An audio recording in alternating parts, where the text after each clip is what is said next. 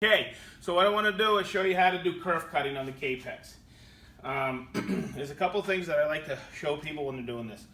What you want to do is you want to put a sacrificial fence behind here, and the reason for that is we're going to be kerfing this board here, and of course from the front, if I had it up against the fence, that would be my cut, but then on the back it would only go so far because of the geometry of the blade, and you can see that right here.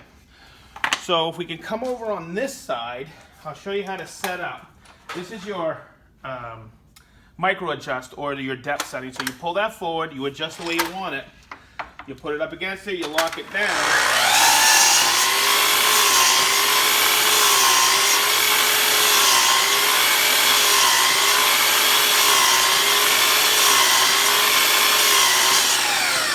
And you can see, even from the back it's consistent, and from the front it's consistent, and I hope this helps.